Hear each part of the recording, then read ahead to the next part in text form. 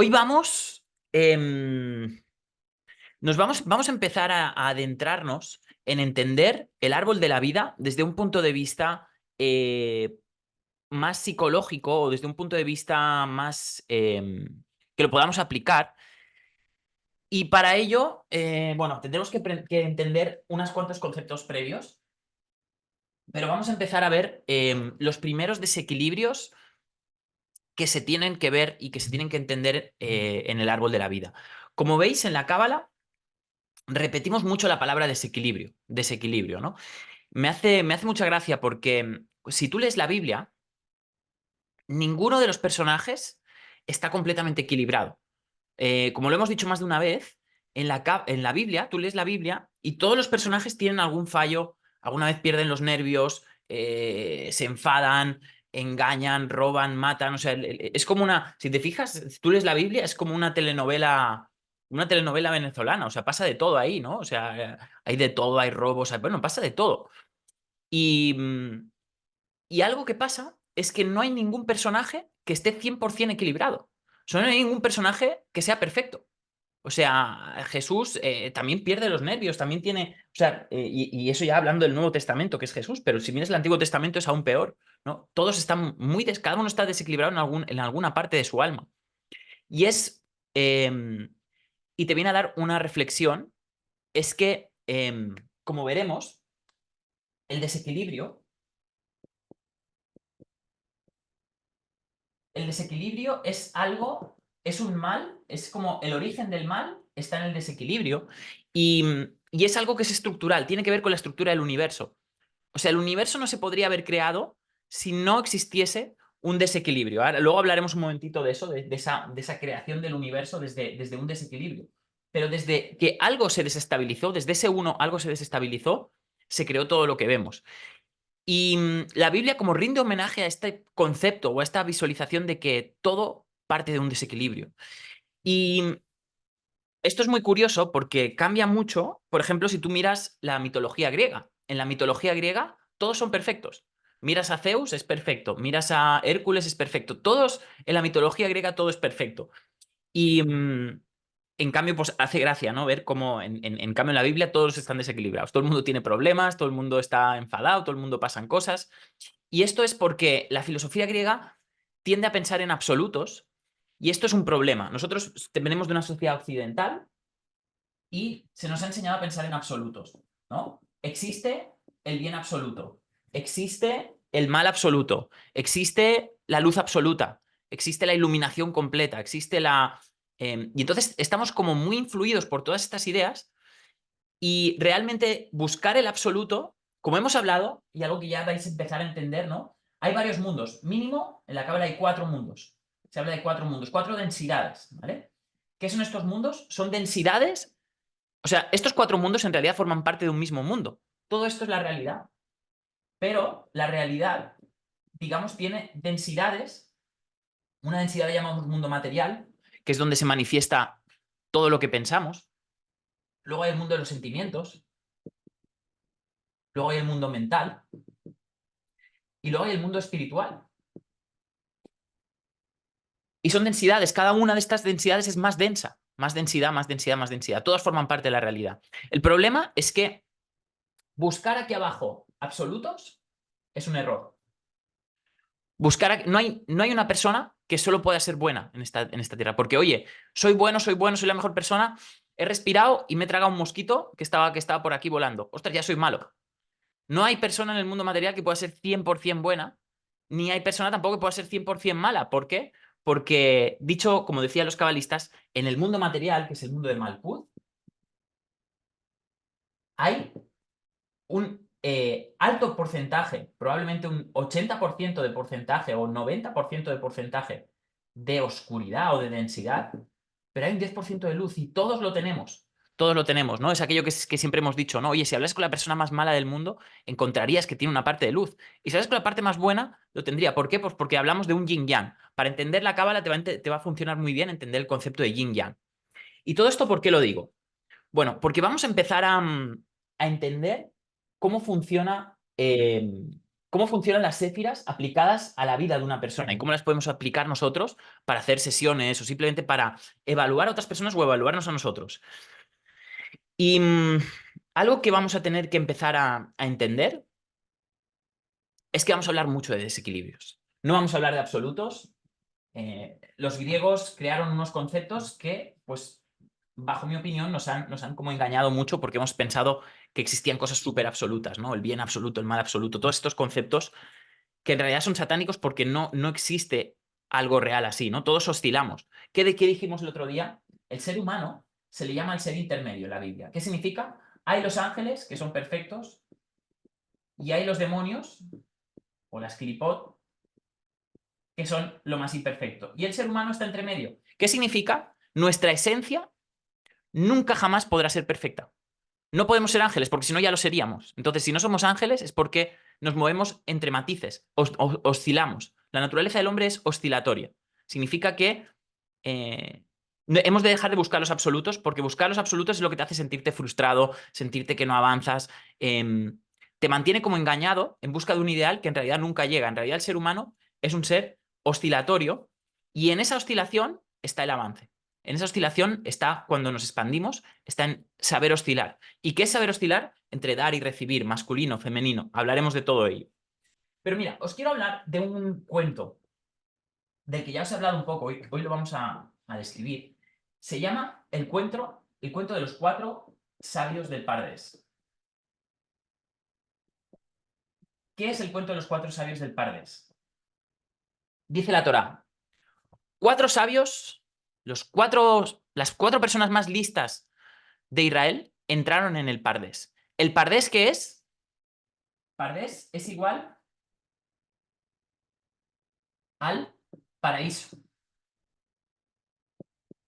En realidad, más que al paraíso, se diría al Edén. El paraíso es un concepto griego también, o sea, la palabra paraíso en realidad en la Biblia no aparece. La palabra paraíso es una palabra de los griegos y que básicamente los griegos se referían a paraíso al momento cuando estaba Adán y Eva, que estaban en el jardín del Edén. Pero en realidad, cuando Eva y Adán estaban en el jardín del Edén, en realidad no era un paraíso. ¿Por qué? Porque ellos no se ganaban nada. En el paraíso, en el famoso paraíso que todos tenemos en mente, allí no había lucha, no había deseo, no había, no había avance. El problema, y algo que vimos en la clase pasada, es que si todo forma parte de una unidad, primero todos tenemos un origen común, ¿no? ¿Por qué? Pues porque si tiramos el reloj hace mucho tiempo, todos pertenecíamos a una bolita de energía, todos pertenecíamos ahí, y de esa bola se ha ido sacando todo. Y todo lo que vendrá en un futuro sigue viniendo de esa bola, de ese origen. Entonces, lo que ocurre es que cuando Adán y Eva están en el paraíso, ahí lo que ocurre es que es un estado de inmovilidad. Y Dios ya tenía en mente, si Dios es el que ha creado todo, si Dios creó la serpiente, Dios sabía que la serpiente tentaría al hombre. Y Dios sabía que toda esta caída se produciría. Por lo tanto, todo es como una obra de teatro en la cual se ha puesto al hombre a prueba. ¿Para qué? Para que se gane este ascenso y que aprenda a bajar a un mundo inferior donde aprenda el valor del esfuerzo, el valor del trabajo, el valor del deseo. Y porque básicamente lo que tenía aquí arriba era lo que se llama el pan de la vergüenza. El pan de la vergüenza es un pan que no te mereces, o básicamente un lugar donde no pasa nada. En realidad, lo que nosotros consideramos el paraíso no era el paraíso, porque si ya lo tengo todo, si no tengo avances, si no tengo nada que conseguir, en realidad no hay nada. O sea, es una vida insulsa. Entonces se creó este mundo para entrenarlo, ¿no? Digamos que este es el mundo donde nos vamos a entrenar, en este mundo inferior. Y es donde se crean, pues, todo lo que sería el mundo, los mundos, las esferas del mundo de abajo, que entraremos en cada una de ellas, ¿eh? No os preocupéis que cada una de estas esferas, de estas séfiras, vamos a entrar en cada clase para que la entendáis. Mi objetivo es que entendáis muy bien qué forma de pensamiento, qué forma de ver es cada séfira. Bien, 4 sabios del Pardes. ¿Qué pasa? ¿Qué cuenta este cuento? Este cuento habla de que 4 sabios, si nosotros vemos, ¿recordáis cómo es un árbol de la vida? Nosotros vemos el árbol de la vida ¿vale? Ocurre algo, mira. ¿Lo veis por aquí? Bien. Mira. Como habíamos dicho, Dios, por así decir, Adán y Eva, ¿verdad? ¿Qué pasa? A partir de aquí se crea el mundo de abajo. Bien, este es el mundo de abajo. Este es el mundo que empieza a materializarse. A partir de aquí el mundo tiene más densidad hasta llegar aquí, que es el mundo material. Bien, ¿qué ocurre? Dios puso aquí un abismo. A esta línea, aquí le llaman abismo. ¿Y qué es este abismo? Es la protección que puso Dios para volver a subir al hombre. ¿Qué significa? Nosotros ahora bajamos aquí a este mundo y empezamos la partida, esto es como un videojuego, empiezas la partida en este mundo, empiezas la partida aquí abajo, ahora te toca subir, escalar, ¿no? ¿Y, y cómo subo y escalo? Pues bueno, tengo que ir subiendo, tengo que ir pasando por cada séfira, tengo que ir encontrando la manera de equilibrarme en cada séfira, ¿no? De no desequilibrarme demasiado, porque siempre que te desequilibras no avanzas. La manera de, de equilibrarte es oscilar, ¿no? Por ejemplo, si soy muy de una manera, ¿no? Soy muy racional, veo muchos libros. ¿Qué necesita a nivel de coaching, a nivel de mentoría? Una persona que es muy racional, que está todo el día leyendo libros, ¿qué necesita? Salir ahí fuera, salir a la calle, empezar a ir a pasear por el campo, escribir una poesía. ¿Qué necesita una persona que es muy artística, que está todo el día dibujando, que está todo el día a su bola? ¿Qué necesita? Pues probablemente necesita ponerse más a estudiar, ponerse a aprender ciertas cosas. ¿Veis? Todo es una oscilación.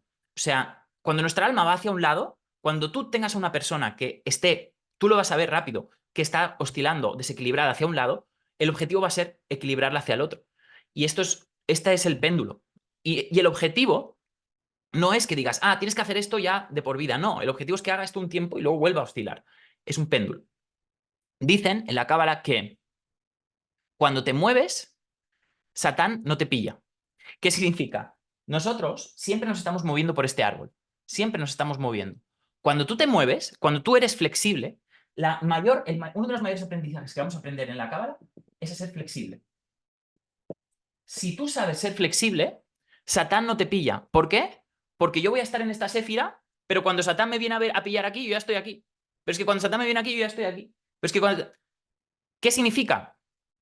Es como una persona que siempre lee, me lo invento, periódicos de derechas. Siempre leo periódicos de derechas. ¿La verdad la tienen todas las personas que dicen periódicos de derecha? No. O sea, puede ser que haya una persona que es en un artículo de un periódico de izquierdas también haya una verdad. Entonces, ¿qué es la verdad correcta? Yo tengo que oscilar. Tengo que también leerme qué están escribiendo los periódicos de izquierdas. Y de ahí voy a sacar la verdad completa, cuando sepa oscilar. Cuando mi péndulo no esté solo metido en un lado. Entonces, ¿qué es nuestra función? Coger a una persona que está muy metida hacia un lado y hacer que sea flexible. Cuanto más flexible, menos nos puede pillar Satán, ¿no? Satán siempre te pilla cuando te quedas quieto. Siempre que estás estancado es cuando vienen los problemas. ¿Qué tienes que hacer? Avanzar, moverte. Bien. Y aquí hemos dicho que hay un abismo. El abismo es una prueba que pone Dios. Dijo Dios dicen en la Biblia que Dios puso a un ángel en la entrada al paraíso para ver y para impedir que el ser humano volviese a entrar de cualquier manera. Dijo, ya lo tuvisteis todo, no lo aceptasteis, no supisteis encontrarle un sentido a la existencia, entonces ahora tenéis que trabajar desde aquí. Y dice el cuento, vamos al cuento de la Torá, habla de 4 sabios que entraron en el Pardés. 4 sabios, las 4 personas que más sabían, entraron en el paraíso. Wow, es decir, consiguieron avanzar y entraron a una puertecita aquí. Esta puertecita, por cierto, se llama Dad, pero entraron en una puertecita y accedieron al paraíso. Bien, lo primero que vamos a ver, ¿vale? Es un caso de 4 personas y de esas 4, solo una acaba bien. ¿Qué significa? Y, oye, eran 4 sabios. Y lo dice así en la Biblia, en la Torá lo pone, 4 sabios y 3 acaban mal. Primera advertencia, no por ser sabio te tienen que ir las cosas bien. ¿Qué quiere decir? Los sabios también se desequilibran. Es más, cuanto más sabes, más capacidad de desequilibrarte. Si sabes muy poco, si eres una persona que tiene 4 ovejitas y te dedicas a llevar las 4 ovejitas de tu casa al campo, los problemas que tienes son en magnitud de tus ovejitas y el campo. Pero cuanto más sabes, más posibilidad de desequilibrio tienes. Y ahí viene también una advertencia, ¿no? Este cuento de los sabios es una advertencia que habla acerca de justo de esto, de los desequilibrios, ¿no? 4 sabios entran al Pardés y solo uno acaba bien. Vamos a ver qué pasó con cada uno de ellos para entender bien este cuento, porque te va a explicar mucho de cómo puedes aplicarlo tú en tu vida y cómo puedes tratar a otras personas. Mira, lo primero es que la palabra, ya la palabra Pardés, como veréis, es alucinante porque en el idioma hebreo cada palabra, cada letra tiene un significado. Una palabra es como una fórmula química. No sé si habéis visto una fórmula química, que es H2O, ¿no? H significa hidrógeno, 2 significa 2 y oxígeno, oxígeno, ¿no? Entonces, cada palabra en hebreo, cada letra tiene un significado por sí solo y unidas y cambiándola de posición dan lugar a otras palabras. Algún día os daré algunos ejemplos de palabras en hebreo que os van a volar la cabeza de decir. Porque todas las palabras tienen un significado numérico, tienen un significado oculto. O sea, es muy loco, no sé quién lo hizo, pero es muy loco la cantidad de misterios que hay ahí, de secretos que hay ahí, ¿no? Pero sin entrar en eso, la palabra pardés es la palabra del paraíso. Y te dice que hubieron 4 sabios que consiguieron entrar en el paraíso. Lo primero que se habla, cuando se habla de pardés, pardés se refiere a 4 niveles o sea, que de hecho no es así. O sea, pardés en realidad se escribe así. En hebreo no se escriben las vocales. Entonces, literalmente solo escribimos las consonantes y las vocales son como mudas. Bueno, PRDS, pardés, ¿vale? ¿Qué significa la P? La P significa peshat, que significa simple. Dice que la palabra pardés equivale. Nosotros tenemos 4 maneras de entender la realidad. 4 maneras de entender la realidad. La primera es entender la realidad tal cual la veo, ¿no? Lo que veo. En el caso, por ejemplo, de cuando tú te enfrentes ahora a leer la Biblia, a partir de ahora, cuando empieces a ver la Biblia, tú tienes 4 niveles de interpretación de la Biblia o de la Torá. La primera es simple, es poner lo que dice, ¿no? El mundo fue creado en 7 días. Vale, fue creado en 7 días. La R de Resh significa la interpretación, sí, interpretación sencilla. ¿Qué es la interpretación sencilla? Es preguntarte qué quiso decir la persona. Por ejemplo, pues dijo en 7 días. Pues estos 7 días pues son los 7 días en los que luego lo creo. No sé. O sea, es hacer una interpretación muy sencilla, bastante superficial de lo que te pone, ¿vale? Este es el PR, el D, el Derash, es la investigación. ¿Y qué es la investigación? Es ponerse a mirar de esta interpretación simple que tú has hecho. Oye, pues mira, 7 días se podría significar, yo qué sé, los 7 colores o 7 notas musicales. Bueno, de aquí hago una investigación y me pongo a mirar qué otros puntos en la Biblia o en cualquier escrito pegan con lo que yo hablo, ¿no? Ah, pues mira, aquí se habla de las notas musicales. ¿Qué significa? Hay una interpretación simple, hay una interpretación, o sea, hay una interpretación literal, hay una interpretación simple, hay una interpretación que tiene una investigación y hay el SOT, que es lo que nosotros nos dedicamos, que es a investigar el secreto. ¿Qué hay de secreto? ¿Qué es lo que no se dice en el texto de la Biblia? Que realmente es lo que guarda todo el secreto. La Cábala es la doctrina en la cual estudiamos el SOT de las escrituras bíblicas. Estudiamos la parte secreta. Ya no hacemos una interpretación tan literal, ni tan siquiera hacemos una investigación, se habla del SOT, esa parte secreta. Bien, y esto equivale a 4 maneras de ver la realidad. Tú siempre puedes estar mirando la realidad desde una manera simple, desde una interpretación más o menos sencilla, desde una investigación o desde un nivel secreto, desde un nivel que no está ahí, que no ves, invisible, pero que existe. Bien.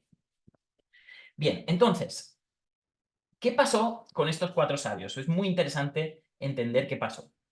Mira, el primero de estos 4 sabios, y ya el cuento está mal, porque recuerda, en la Cábala, a los Mekubalim, a las personas que estudian la Cábala, se les llama aprendices de sabio. Entonces ya, cuando ves que una persona es sabia, si alguien te dice, oye, yo soy un sabio, desconfía de él, porque el verdadero sabio es el aprendiz de sabio. Si tú dices que sabes, entonces es que no sabes, porque el verdadero sabio es el que es consciente de que siempre tiene algo que aprender. Entonces, dice que, bueno, que 4 sabios entraron, ¿vale? El primero se llamaba Ben Azai.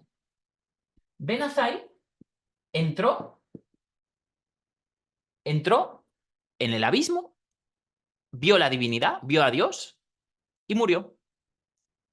Ben Azai entró, te lo dicen así, entró y murió. Interesante. Hay otra cosa que luego os explicaré.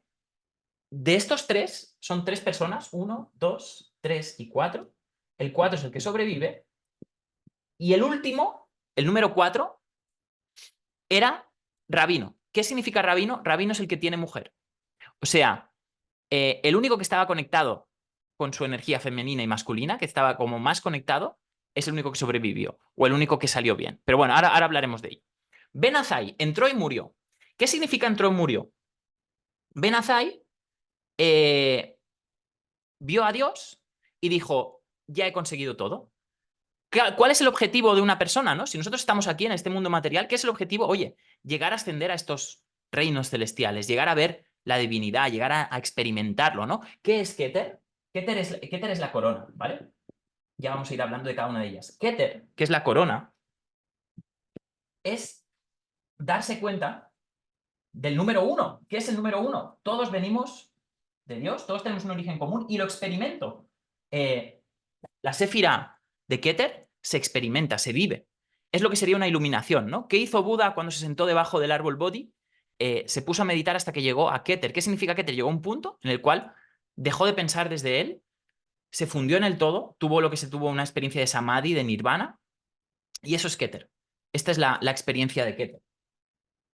¿Cuál es el problema de la experiencia de Keter? Porque tiene un problema la experiencia de Keter. El problema de la experiencia de Keter es pensar que aquí se acaba todo. Y es lo que le pasó a Ben Azai. Ben Azai tuvo la clipa, y ahora hablaremos de esto, la clipa de Keter. ¿Qué es la clipa? Bien, cuando nosotros hagamos un estudio del árbol de la vida de una persona, lo que vamos a estar buscando va a ser esto, clipas. ¿Qué son clipas? Clipas se llaman corteza. Cortezas son, todas las séfiras hemos dicho que son luminarias, son luces, pero estas luces a veces se hallan tapadas por heridas, por experiencias, o simplemente porque no estamos preparados aún para descubrir esa luz, ¿no? Y nuestra alma aún no está preparada. ¿Y qué es una clipa? Mira, esto es una séfira, ¿vale? Imagínate que estamos hablando, ahora estamos hablando de Keter, ¿verdad? Una séfira tiene 2 modalidades, ¿vale? Equilibrio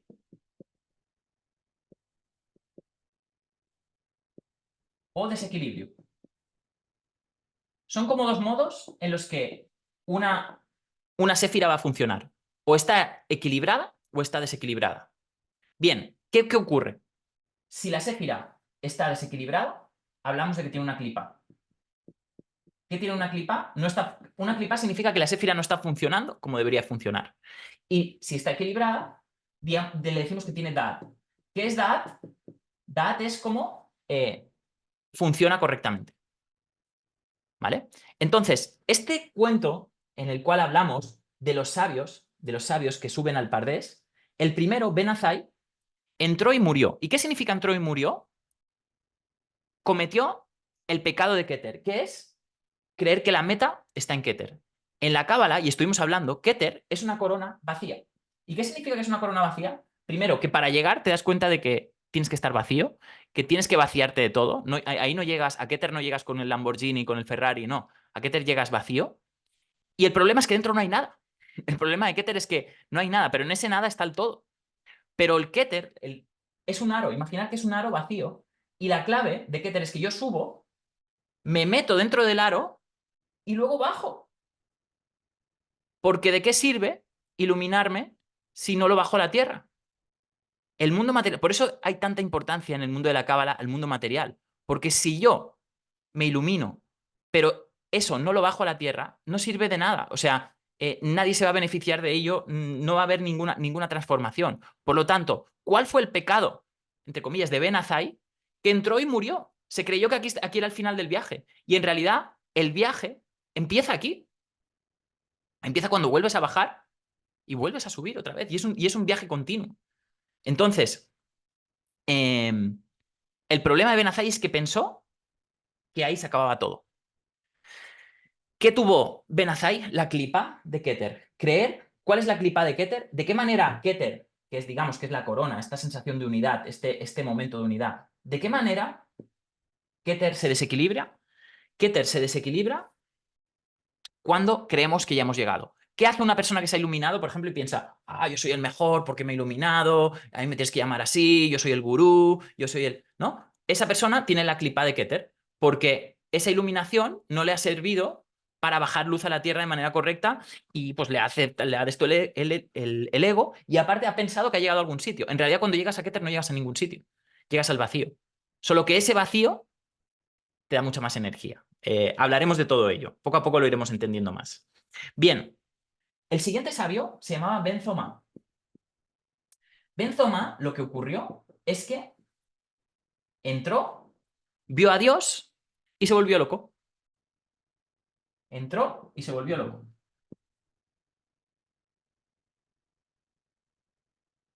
Bien. ¿Y qué significa este cuento? Significa la clipa de Jochma. ¿Qué es la clipa de Jochma? Recordar, la clipa es un desequilibrio, ¿vale? El desequilibrio, vamos a intentar a ponerlo aquí para que lo podáis entender bien. Mira, vamos a volverlo a poner para que lo veáis. Y así lo veremos más bien. Mira, tenemos Keter, tenemos Jochma y tenemos Binah.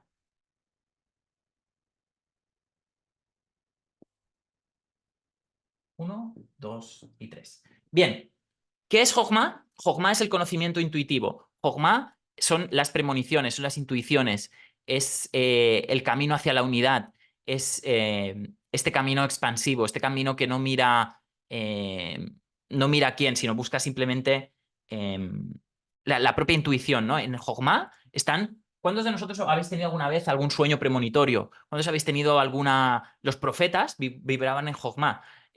Una persona que tira el tarot, una persona que hace adivinación, una persona que cura con las manos, son personas que viven en Jochma. En cambio, ¿qué es Binah? Binah es lo académico, es lo científico, es lo, oye, no, esto no puede existir porque no hay prueba, entonces si yo no tengo un papel que lo demuestre, esto no puede existir. Bien, hemos dicho que el primer sabio tuvo la clipa de Keter. Creyó que había llegado a algún lado y creyó que el camino se acababa allí, y en realidad el camino empieza en Keter. Bien, el segundo sabio entró, vio a Dios y se volvió loco. ¿Y qué significa que se volvió loco? No supo su vasija. Todos nosotros somos vasijas, luego hablaremos de ello. Recordar, todos somos vasijas, ¿no? Cada uno de nosotros se podría ver en la cábala con un vasito. Hay vasitos que cabe más información y hay vasitos que cabe menos. No pasa nada porque la información que no te quepa no te entra.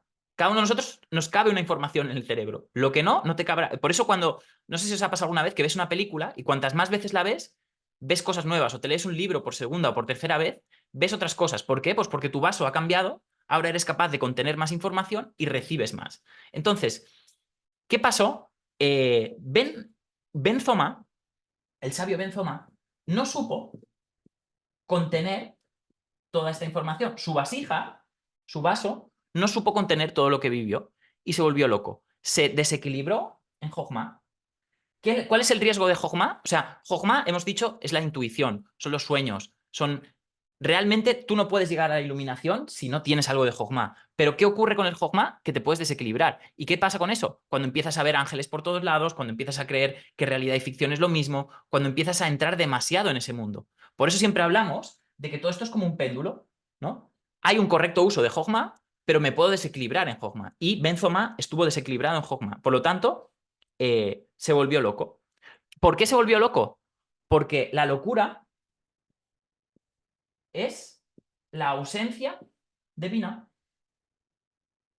Es decir, ¿qué es la locura? ¿Por qué una persona se vuelve loca? Porque no tiene conceptos teóricos.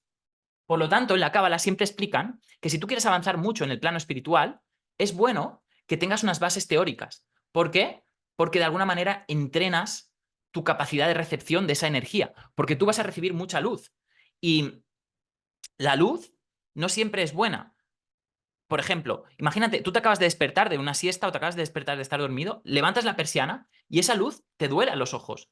¿Por qué? Porque demasiada luz, si no estás preparado, es mala. En nuestra visión como occidental vemos la luz como siempre buena. No, demasiada luz puede ser mala.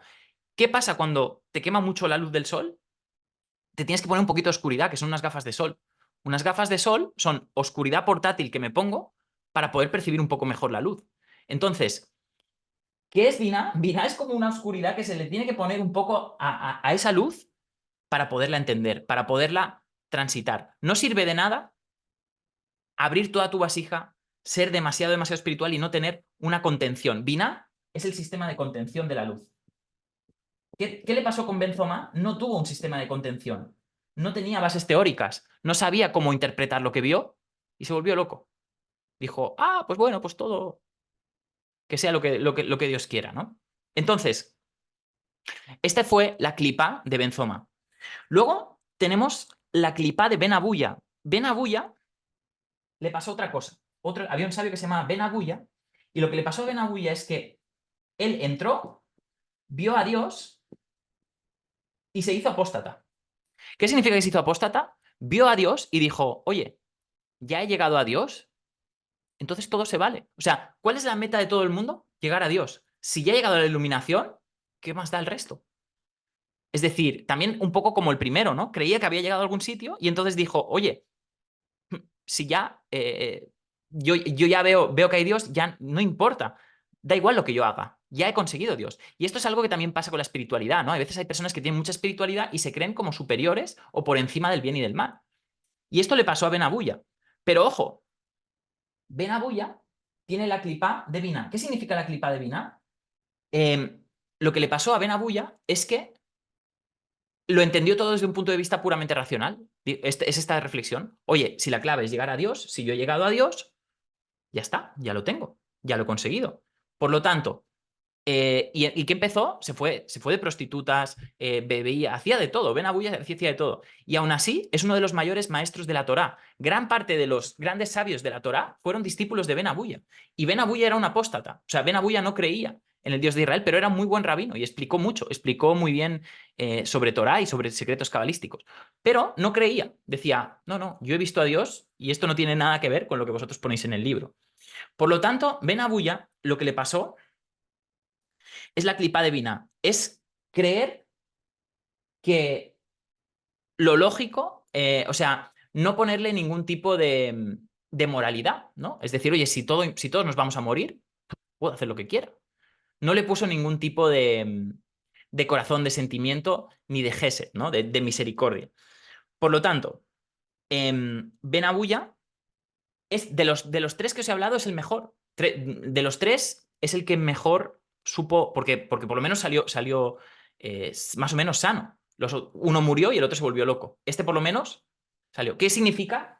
La Binah es una de las zonas más de seguridad que existen, ¿no? Tener una buena Binah, tener un buen concepto racional, te va a ayudar. Y nosotros lo que estamos haciendo ahora, por ejemplo, es trabajando Binah. Estamos trabajando nuestra Binah para que cuando tú luego hagas, si quieres hacer ejercicios espirituales, quieres hacer lo que sea, vas a trabajar desde una buena Binah, con un sistema de retención de esa luz. Porque si no, tanta luz te puede volver loco. Bien. Y luego tenemos Rabí Akiva. Rabí Akiva, y es el único que le llaman Rabí. Y es el único que le llaman Rabí porque es el único que tenía mujer. Y curiosamente es el que mejor sale de todos ellos. ¿Y qué pasa con Rabí Akiva? Rabí Akiva entró en paz y salió en paz, dice. Entró en paz y salió en paz. ¿Qué significa? Significa que para Rabí Akiva, él ya estaba bien antes de haber entrado aquí. Y para Rabí Akiva, entrar aquí y llegar a la iluminación no supuso nada en su vida porque su vida seguía igual que antes. Es el único de los tres que entendió que no pasaba nada, que su vida tenía que seguir exactamente igual por estar iluminado. Que aunque hubiese tenido una revelación espiritual, su vida tenía que seguir exactamente igual. Tuvo la humildad de volver a bajar a la tierra y de bajar a la tierra exactamente igual. Y de seguir trabajando como si nada. No hizo como Ben Abuya que dijo, ah, no, pues mira, ya me pongo ahí a beber, ahí me de prostitutas, me pongo... No, simplemente este dijo, no, no, hay que volver y hay que seguir haciendo las cosas igual. Es seguir trabajando, de seguir haciendo todo igual. Entonces, la reacción de Rabí Akiva es que Para él ya tenía a Dios antes de haber entrado en Dios. ¿Por qué? Porque él ya tenía la paz. Rabbi Akiva estaba en paz, entró en el paraíso en paz y se fue en paz. Y también es importante esto. Entró y salió. Muchos entraron y no salieron. ¿Cuál es el significado de la espiritualidad? ¿Subo para bajar? Ya lo hemos hablado, ¿no? Entonces, es todo este continuo tránsito que siempre hablamos, ¿no? La cábala es un continuo tránsito entre izquierda y derecha, entre dar y recibir, entre masculino y femenino, y entre arriba y abajo. Siempre vamos a estar moviendo el péndulo, siempre vamos a estar en un estado dinámico, flexible. Por lo tanto, Rabbi Akiva fue el único que fue flexible, que dijo, entró y salió, entró en paz y salió en paz. ¿Por qué? Porque él sabía que viese lo que viese allí, la clave está en el proceso y la clave está en el camino. Y esta es la lección que da Rabbi Akiva, ¿no? Entonces, Rabbi Akiva ya tenía a Dios dentro. Bien. ¿Y por qué? ¿Por qué os hablo de todo esto? ¿Por qué os hablo de todo esto? Bien, pues porque tenemos que entender varias cosas. Estos sabios, estos cuentos que os he explicado, hablan acerca de cómo, sí, de cómo nuestra vasija, todos nosotros somos esto, somos una vasija, de cómo nuestra vasija es capaz de captar la luz. La vasija en hebreo se llama kli. Y la vamos a poner tipo así, unas rayas así, se llama or.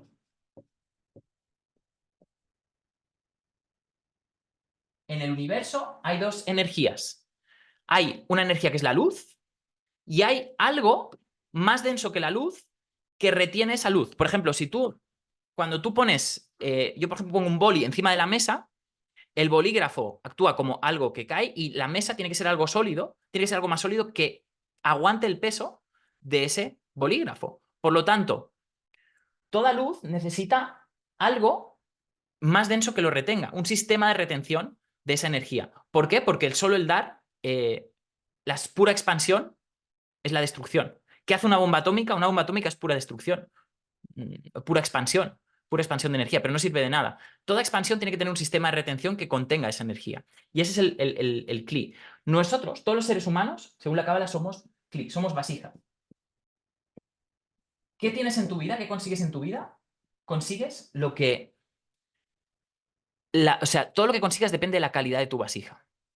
Y ahora quiero hablaros un poquito de esto. El cli, primero quiero decirte una cosa, no hay revelación sin cli. O sea, para que algo se revele en tu vida, tienes que tener una vasija. Cuanto más, ahora por ejemplo que estamos aquí en Maestro Cabalista, estamos aprendiendo todos estos secretos, tu vasija se está haciendo grande. Cada vez que aprendes cosas nuevas, tu vasija se hace grande. Esto tiene cosas positivas y cosas negativas, ahora veremos. El cli es el freno a la expansión de la energía. Es lo que se llama el femenino. La energía femenina. Es un sistema de contención de esa energía expansiva. El or, ¿vale? Esto es la luz. El or significa luz y el cli es como luz puesta en un nivel de mayor densidad que aguante esa luz principal. El or tiene dos modalidades. Cuando hablamos de or, de luz, hay dos modalidades. Hay el or organizado, la luz organizada se llama Da'at, lo hemos vuelto a decir, que es cuando una séfira oscila correctamente. La luz desorganizada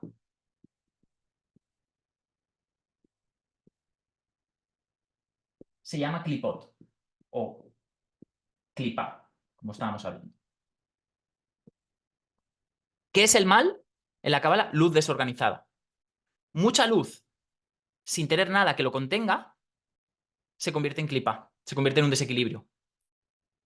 Mucha luz bien organizada se convierte en dat.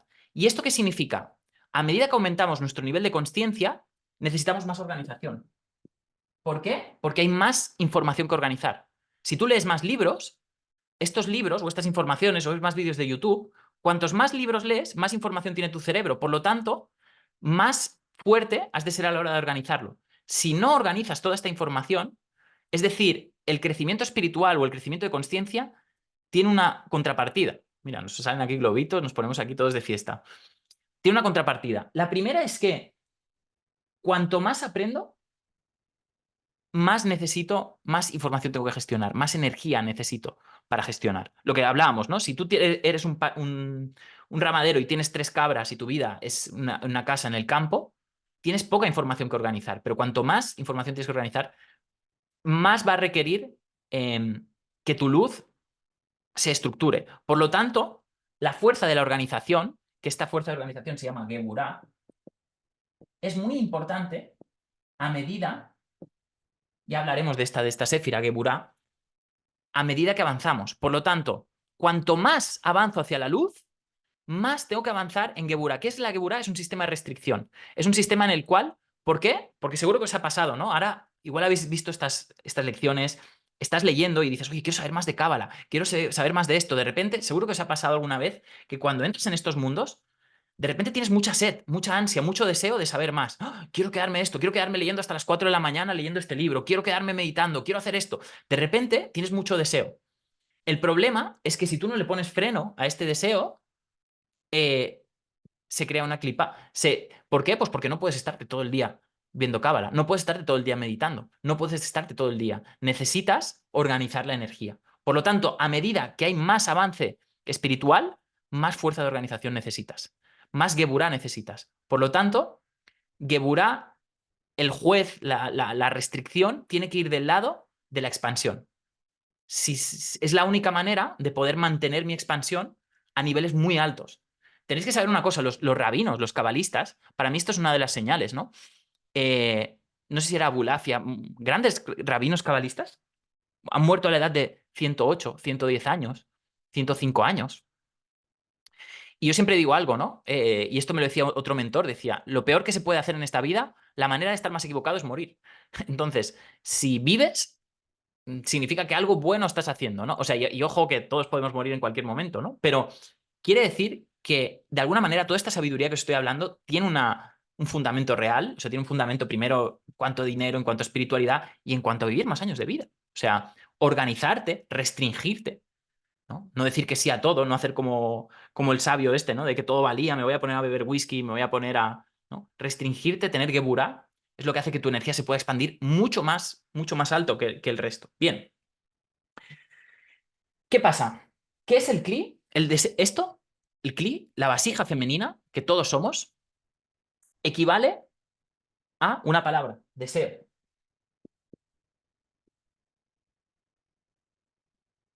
¿Qué es lo que nos pasa a muchos cuando empezamos a leer, cuando empezamos a meditar? De repente tenemos más deseo de saber más. El Kli es el deseo. ¿Y qué es el... Todo Kli desea luz. Todo Kli espera ser llenado por luz. Y toda luz espera encontrar un Kli en el cual poder estar. Pero dicen los cabalistas que dentro del Kli, y esto del Kli es muy importante porque tiene que ver también con la riqueza, ¿no? Dicen los cabalistas que tú tienes tanto dinero como tu Kli sea capaz de contener. Bien, hay 3 partes dentro del Kli. 1, 2 y 3. Y es muy importante porque todos nosotros somos Klis, todos nosotros somos receptores. Entonces es muy importante entender cuáles son esas partes que tiene nuestra vasija. Bien, la parte primera es la que determina cuánto entra.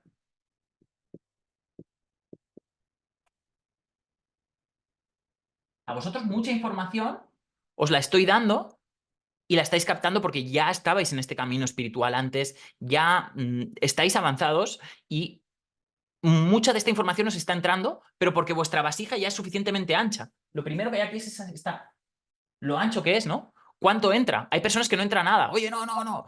Yo soy de derechas y a mí solo háblame de derechas. Si me dices algo, no. Entonces, tienen la vasija pequeñita. O sea, de arriba. La parte de arriba es lo que determina cuánto entra. La parte de aquí, la parte de en medio, determina cuánto tiene que estar vacío.